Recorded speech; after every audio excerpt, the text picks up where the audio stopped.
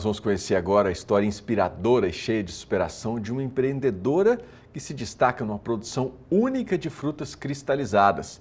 A reportagem vem lá de Minas Gerais, produzida pelo pessoal do Minas Rural, da Emater, e veiculada em parceria aqui com o Canal do Boi. Confira aí.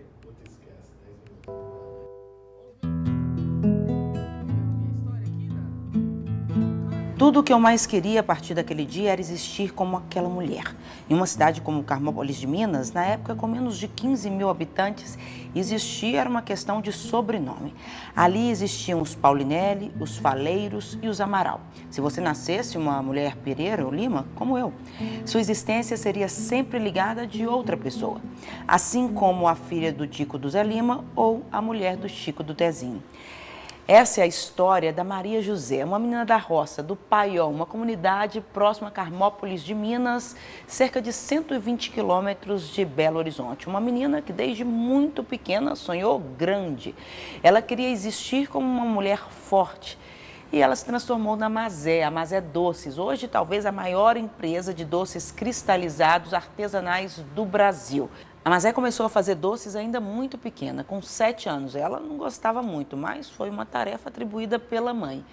E antes dela perceber na produção de doces uma possibilidade real de renda, ela sonhou com outras artes. Eu sou a quarta de uma família de 5 filhas. E eu sempre falo que meu nascimento foi lindo, meu pai que fez o meu parto, a gente morava lá na roça, uma vida muito simples.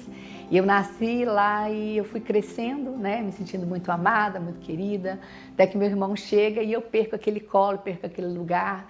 E eu falo que eu fui uma menina rebelde, eu fazia planos para mandar ele embora de onde ele tinha vindo, por dentro do avião, todo mundo falava isso. Mas, e aí teve um momento que eu me refugiei muito em livros e jornais que meu pai trazia, jornais antigos da fazenda onde ele trabalhava. E foi ali que eu comecei a sonhar em fazer a diferença na vida, porque eu vi uma reportagem numa revista que era do grupo de dança Bolshoi, e eu comecei a sonhar em viajar, desbravar o mundo, não tinha como. Aí fiquei trabalhando ali na roça, naquela vida simples, até que de repente eu casei, fui morar em outra roça, né? A gente ficou lá por um período, eu já tive a minha filha lá. Depois a gente viu que a vida lá era muito difícil e a gente veio para a cidade. E na cidade a vida não foi nada fácil. O que eu não sabia é que a vida no mercado de trabalho também pode tornar uma mulher invisível. Comecei a luta de conseguir tentar um emprego e eu consegui, fui trabalhar numa agência bancária aqui, que hoje é o atual Cicobi, era cooperativo de crédito, né? E eu fui cuidar da limpeza lá. Até que eu volto da minha licença maternidade, eu fui demitida. E durante um ano eu procurei emprego aqui em Carmópolis, né? Eu não queria muito, queria um trabalho que pudesse me pagar um salário mínimo, mas assim, não consegui, as portas se fechavam mesmo. E chegou um dia, já morando nessa casa aqui, eu não tinha R$1 para comprar leite para os meus filhos. E aí foi que eu decidi no dia seguinte fazer doces. E eu comprei a prazo açúcar, leite, amendoim, fiz uma receita de doce, saí nas ruas de Carmópolis para vender, ganhei R$20. Aí eu paguei aqueles ingredientes, fiz uma compra para casa e eu percebi ali que eu ia mudar o rumo da minha vida. E mudou mesmo, mas o caminho não foi fácil. Contudo, ela estava preparada, como conta aqui nessas páginas. Durante a infância, aprendi a importância da agilidade, da disciplina, da confiança e, principalmente, da coragem para enfrentar novos desafios. E comecei a fazer doce, vender nas ruas, até que um dia eu falo que eu tive a melhor ideia de toda a minha vida, que eu falei, vou vender doce na Leiteria Nevada, né, que é uma lanchonete que tem as barras da 381. E fui lá vender doces e o Marco Aurélio, eu cheguei com meus doces, assim, era doce de leite, de amendoim e de mamão cortadinho. E aí ele falou que não queria aquele doce, eu insistia com ele para comprar aquele doce, ele não queria, até que ele me pergunta se eu fazia fruta cristalizada. Aí eu, de susto assim, sem saber o que era, falei para ele que não não sabia, mas que eu ia fazer. Mas eu nunca tinha comido uma fruta cristalizada, nunca tinha visto, eu não sabia o que era, mas eu percebi ali uma grande oportunidade de negócios. Teve Minas ao Luar aqui em Carmópolis, a prefeitura me convenceu que eu tinha que ter uma barraquinha de doces e eu fui, montei essa barraquinha lá, só que ninguém comprava doce, eu dei cãibra assim de sorrir, eu lembro que eu fiquei até madrugada velha ali. Mas quando eu estou na multidão lá, o Marco Aurélio chega e fala assim, comi seu doce cristalizado, tá muito ruim, não é isso que eu quero. Eu lembro assim que eu fiquei brava. Falei, você vai comer o melhor doce cristalizado da sua vida. Isso foi lá pelo ano de 1999 e na época não tinha acesso rápido à informação, a internet não era o que é hoje. Foi então que no meio desse turbilhão ela reencontrou a Flora. Conheci a Flora quando tinha 12 anos de idade. Ela era extensionista da Emater Minas.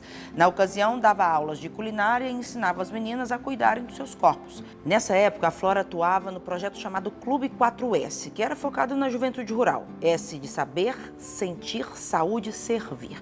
O clube, assim como todo o trabalho da Emater, era regido pela lógica de compreender e atender as comunidades, as pessoas, de forma integral. Orientava, então, desde as técnicas de produção até campanhas de higiene pessoal e recreação. E a Mazé, que aos 12 anos acompanhava a irmã Carminha nas atividades do clube, guarda até hoje o avental que sua mãe, costureira de mão cheia, fez para que ela pudesse participar. Aqui, Flora, olha, o aventalzinho que eu usava lá Nos cursos. Olha pra você ver, a mãe fez. Oh, meu Que a Deus. gente pedia para ir de avental, não tinha avental descartável Aqui, naquela época. Aí a mãe dela, caprichosa, ó, fazia o avental. fazia o avental. Era o cheio. mesmo tamanho, eu vou dar pra Liz. Ah, a não dá neta. não, vou guardar, né? Ela Guardei tem até um hoje, olha. Ah, Eu cresci, mas ainda dá pra usar. ainda dá para usar. A extensão nos proporciona isso, né? Uma troca de saberes, né? A gente aprende com os nossos clientes e a gente ensina. E a Mazé Doces a gente acompanha, né, desde o início, né? Primeiro lá no Bom Jardim das Pedras, Clube 4S, né? De 83 a 87. E a Mazé acompanhava a irmã dela, Carminha, porque ela não tinha idade para participar, mas muito interessada ela ia nos cursos, ia nas atividades recreativas, né? E depois, quando ela me procurou para aprender a fazer doces cristalizados, né, que eu indiquei fazer a Semana do Hortigranjeiro lá em Florestal, então ela fez um curso de uma semana com a Geisa e ela chegou e me disse assim, foi lá no escritório da Emater, aqui em Carmópolis de Minas, eu quero fazer o doce mais difícil que eu aprendi lá, o doce cristalizado. Sábado seguinte, aquela noite, que era uma sexta-feira, noite de festa, eu estava na praça de tardezinha, levando os meus filhos estavam brincando, de repente eu avisto quem? A extensionista da Emater, a Flora, atravessando a praça em um terno de linho vermelhinho. E eu falo, Flora, eu tenho que aprender a fazer fruta cristalizada. O Marco Aurélio falou que meu doce está muito ruim. E aí ela falou para mim assim, vai fazer um curso lá em Florestal. Aí a Flora me deu as orientações e eu fui para Florestal para fazer esse curso lá no CEDAF, foi dado pela Emater. Tenho ainda uma garrafinha de licor que eu fiz naquele dia lá. E voltei convicta que eu já sabia fazer fruta cristalizada. Eu aprendi mais ou menos mamão e abóbora. Voltei acreditando que eu já sabia fazer aquele doce. Porque eu fazia o doce numa cobertinha, num fogãozinho de lenha. E aí lá a gente aprendeu que a gente precisava ter uma cozinha para fazer o doce. E eu fui numa agência bancária buscar um empréstimo, um atendente me recebeu, abriu minha conta. Ele falou, vai conversar com o gerente. Aí eu chego lá e falo com ele que eu queria fazer doce. Aí ele falou assim, mas a senhora tem uma empresa? Eu falei, não. A senhora tem uma fábrica? Aí eu falei, não, eu quero dinheiro para mim fazer uma cozinha para fazer doces. Aí ele olha para mim e falou, a senhora tem um plano de negócios? Eu falei, que isso? Não tinha. Aí ele falou que o banco não tinha dinheiro para me emprestar. Aí eu passei na mesa, fechei minha conta, que eu também não tinha dinheiro para pagar aquela conta. E fui para as ruas, peguei esse dinheiro emprestado, ajude de 5% ao mês. Eu achava que era fácil pagar 5 mil reais, nunca tinha tido 5 mil reais. Fiz a minha primeira cozinha e levei quase 5 anos para pagar 5 mil reais. A partir daí, a Mazé conseguiu se estruturar melhor e vender os seus doces numa das paradas mais conhecidas da BR-381. Tinha um cliente fixo e grande. E aí que começou o grande desafio, porque eu fui dobrar a produção. Uma coisa era você fazer 4 quilos de doce. Tudo dava errado. Só prejuízo e dívida, e eu adoeci.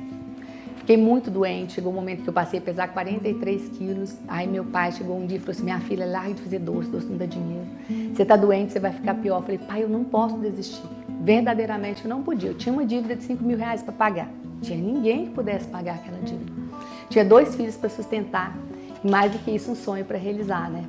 E não desistia, eu trouxe meu marido para trabalhar comigo, eu obrigava ele a trabalhar, a gente mais brigava do que trabalhava, mas né, foi uma parte importante. Ele e minha filha Tizá, o Gabriel pequenininho. Meus filhos cresceram aqui dentro da minha empresa, trabalhando comigo. De toda a minha trajetória, a maior conquista minha foi ter podido criar um trabalho, né, e ter os meus 2 filhos aqui comigo, fazendo o que eu amo fazer, eles trabalham aqui, estão juntos. Assim como a Mazé, a sua filha Tizá começou a trabalhar muito cedo.